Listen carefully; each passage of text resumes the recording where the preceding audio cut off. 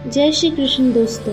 श्री नारद जी कहते हैं, राजन, एक दिन नंद जी अपने नंदन को अंक में लेकर लड़ाते और गाय चराते हुए खीरक के पास से बहुत दूर निकल गए। धीरे धीरे भंडीर वन में जा पहुँचे, जो कालिंदी तीर का स्पर्श करके बहने वाले तीरवर्ती शीतल समीर के झोंकों से कंपित हो रहा था। थोड़ी ही देर में श्री कृष्ण की इच्छा से वायु का वेग अत्यंत प्रखर हो उठा।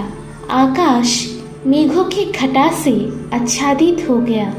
तमन और कदम वृक्षों के पल्लव टूट टूट कर गिरने, उड़ने और अत्यंत भय का उत्पादन करने लगे। उस समय महान अंधकार छा गया। नंदनंदन रोने लगे। वे पिता की गोद में बहुत भयभीत दिखाई देने लगे। नंद को भी भय हो गया। वे शिशु को गोद में लिए परमेश्वर श्री हरि की शरण में गए।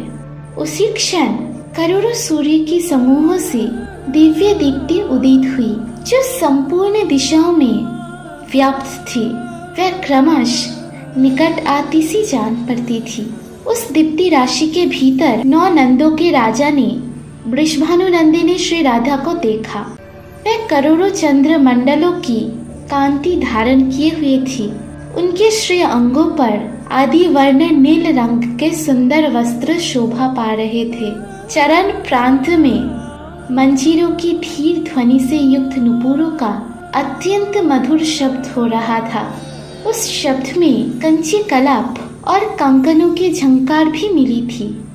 रत्नमय हार, मुद्रिका और बाजूबंदों की प्रभा से वे और भी उद्भासित हो रही थी। नाक में मोती की बुलाक और नकवेसर की अपूर्व शोभा हो रही थी। कंठ में कंठा, सीमंत पर चूड़ामणि और कानों में कुंडल झलमला रहे थे।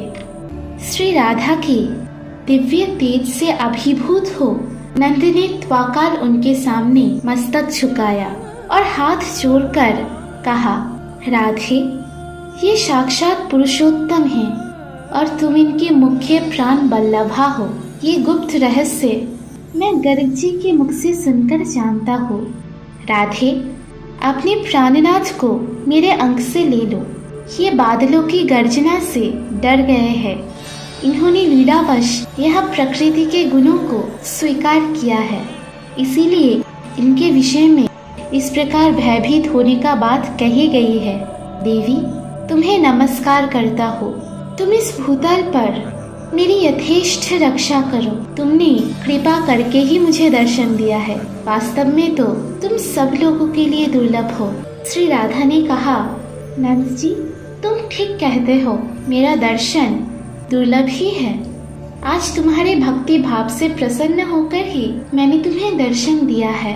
श्री नंद बोले, देवी, यदि वास्तव में तुम मुझ पर प्रसन्न हो तो तुम दोनों प्रिय प्रियतम के चरण बिंदु में मेरी सुदृढ़ भक्ति बनी रहे। साथ ही तुम्हारी भक्ति में भरपूर साधु संतों का संग मुझे सदा मिलता रहे। प्रत्येक युग में उन संत महात्माओं के चरणों में मेरा प्रेम बना रहे।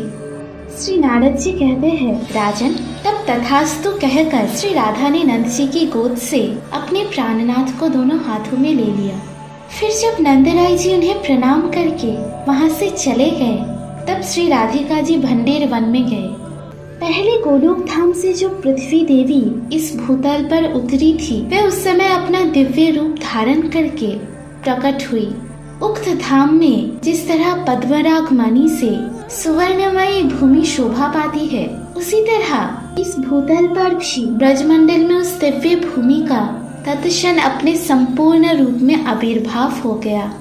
वृंदावन कामपूरक दिव्य वृक्षों के साथ अपना दिव्य रूप धारण करके शोभा पाने लगे।